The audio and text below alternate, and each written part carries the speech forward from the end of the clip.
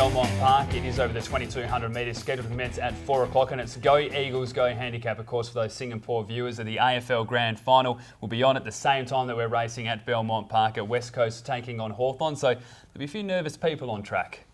Yeah, look, it's going to be a brilliant game. I think a lot of local people will be cheering for the West Coast Eagles. A few purple people will be perhaps a little bit cautious, but I think we've got to get behind the West Australian team. Well, another horse, that team that you might be going for, and this could be the Street Bandit team, because Street Bandit does have a team of supporters. We've seen the Twitter page as well. Another good victory last start, ridden by Lucy Warwick, was able to get the job done by a long neck, and we're going to take a look at that replay now. Who's to blame and hold that V? Goldbroker quickly levelled up to maybe next year when they went to the 300. 2 lengths to Street Bandit being saved up for one final run. Sandpiper's inside of him. Followed further back, Black Royale starting to run on strongly. Street Bandit hit the front with 100 left to go. Street Bandit the leader from maybe next year. Black Royale and Sandpipers. Street Bandit in front though, and it'll win it, Street Bandit. Yeah, ridden inch perfect on that occasion by Lucy Warwick, and coming into this from a good barrier with Jake Casey on board, he can certainly ride, but it's just the weight still, 58 kilograms, despite the claim, that is my issue with Street Bandit. And it's going to be an issue if he can understand, interesting, if he can understand the quirks of this horse as well. We heard Lucy say that post-race, this victory at last start as well, and just say that she now understands what it's about and the best way to go, and it isn't easy to understand Street Bandit. No, quite clearly. I think 37 other rides with different riders found that out. But look, it is in career best form, so you can never really write it off. What about number 4, Corella back? It was beaten by Top of the Wazza to the line last start, but drawn nicely here. Now, barrier 5 instead of the barrier 10, 56.5 kilos. And I think the horse, although didn't quite let down as William Pike would have liked last start, I think there's a few positives here. Yeah, I think it looked like it was the winner last start, didn't it? When it got through the field, it looked like it was about to pounce on Military Service, but just didn't quite have that turn of foot late. I still think this horse is developing, and you probably want to be on its side than not. A lot of these horses have been going around against each other, and I speak of Top of the Wazza and a BB as well. Which way do you lean out of those two? Probably just with the 7 Top of the Wazza. It's racing very well at the moment. The 8 of BB was a really good finish last start with a low weight, as was a horse like Who's to Blame. Master Robson was a good finish. Mantango, these are all good finishes, so it's a very open race. Stepping away from that race then, what about number 2, Resets Mate? And we know that this horse enjoys getting out to the distance. The Forgotten One form lines are really strong, and now stepping up to the 2200 is a positive. Yeah, I think it'll jump up very quickly here. I thought last start was a very good indication, ran through the line nicely, and this is more its distance. And Peter and Matt Giadresco certainly will get the best out of Resets Mate. Let's take a look at selections, and I'm going to be tipping number 4, Corella back from number 7, Top of the Wazza, number 8, Abibi, and number 1, Street Bandit. I'm 4, Corella back from 2, Resets Mate, number 7, Top of the Wazza, and the 5, Flying Force. Race number 6 at Belmont Park, and this is a race that we're all looking forward to. The listed birthday stakes over 1200 metres. Geez, we've got some good quality animals in this race. Yeah, as I mentioned at the top of the program, this is the race of the season. This is outstanding. Nearly all of these horses can win this, but the top end is just that next level. We're expecting to see a lot of these in races like the Railway Stakes later in the year. Well, a horse that we're going to take a look at the replay now is of Wink and a Nod, has won the 3 listed races in a row. And we're going to go back to that first listed victory. That was over the 1200 metres, beat Cool Trade by just over a length. We'll take a look at that run now. Saved up, Rock Magic comes to her outside.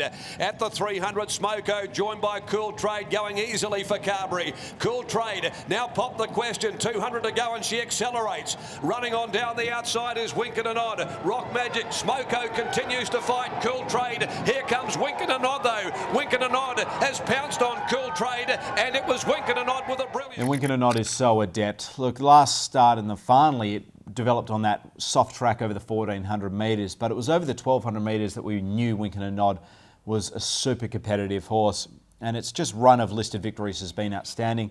Drawn very nicely here, probably getting the run of the race. But there's still some others in this race that you wouldn't put it past beating it quite comfortably. Well, let's take a look at some of those other runners. And the first one is Blackheart Bard, of course. This horse went on such a run, won the Bunbury Stakes carrying 61 kilos, then went across to the Goodwood and also the Stradbroke as well. Didn't go as well as I think Connections would have liked, but back in Perth and with just 57.5 kilos, it's hard to rule out this horse. Well, the run in the Goodwood, the Group 1, was outstanding. Look, I might say something quite ridiculous here, but I was looking back at its last campaign. There was no horses that it beat that none of these other horses could have beaten, and easily. So I just think there's a little bit of caution here, but the difference is it's down to 57.5 kilograms when it was carrying even up to 61 and beating those same horses well. Two of the others that I think will be well liked in this race is number 2, Dawn Approach, and number 3, Fuchsia Bandana. But Dawn Approach just seems to have the wood over Fuchsia Bandana in recent runs, and with the way that the weights are so close as well, you have to be leaning towards number 2. Yeah, it gets the slight edge on the weights, but what I like about Dawn Approach is those last 3 runs defeated Shining Knight, and then just behind Lucky Grey, and then just a half length behind Shining Knight. That's Winterbottom form around Shining Knight and Railway Stakes form around Lucky Grey. I think this horse has just improved since it last met Blackheart Bart, and I think a lot of horses are going to get a shock in this race. What about number 8, Woodbine? The blinkers go one here for new trainer Chris Gangemi. They had a double at Wednesday at Belmont Park as well. They're saying that this horse could go all the way and win them a railway. What are your thoughts first up? Oh, look, there's everything on paper to say that it can. Its form in the Essence States was outstanding. It is an ex-Gay Waterhouse horse, which is always a bit of a concern for me when they come over here. But the blinkers are on. The horse hasn't run a place for 6 starts, but you cannot ignore its top end of form. It is outstanding. And number 9, Hazard Bills, had the 6 career starts for 5 victories, just the 55 kilos. Paul Harvey to ride. This horse is going to play a big part in the carnival. We might see the reasons why come Saturday. Well, they're confident of a Railway Stakes, even a Railway Stakes start and perhaps a victory. But the horses that it's beaten are really at a low level. The way it's done, though, is just brilliant. I'm worried about the barrier. Big chance of being caught 3 wide. So let's take a look at selections then. I'm going to be tipping number 1, Blackheart Bart. From number 2, Dawn Approach. Number 5, Wink and a Nod. And number 3, Fuchsia Bandana. On 2, Dawn Approach. From 5, Wink and a Nod. Number 1, Blackheart Bart. And 9, Hazardville. Race number 7 at Belmont Park is the Amelia Park Handicap over the 1,200 metres. Schedule commence at 5:15. And like the distance race, we've got a few horses that went head-to-head last start.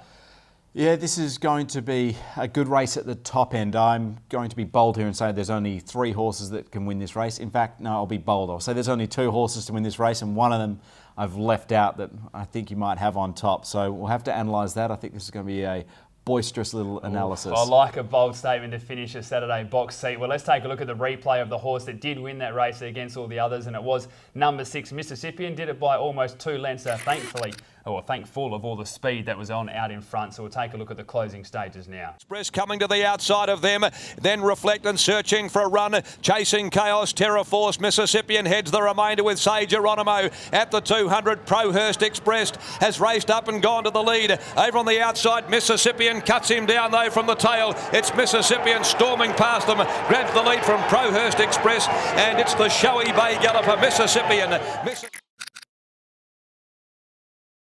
Yes, simply brilliant performance there by the 6 Mississippian, but it was Kevin Costner in Field of Dreams.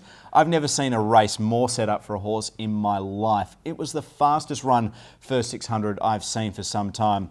Roman Fighter was the horse that was taken on up front when it was starting as a very short price favourite. And the first 3 finished last in that order pretty much. So I do not think Mississippian will get anywhere near the same run.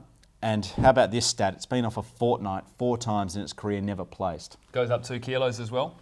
And I think that's all that Roman Fighter needs. Looks like the 7 is the only leader in this race. When this crosses, it will be uninhibited like it was last start and be very hard to run down. As you mentioned, it was a massive forgive run for Roman Fighter. For those that saw, there was no choice for Peter Hawley. Just sat there and had to go with it. But you mentioned the drop-off. We saw Real Icon finish about 30 lengths behind, and Roman Fighter was still able to fight its way to the line.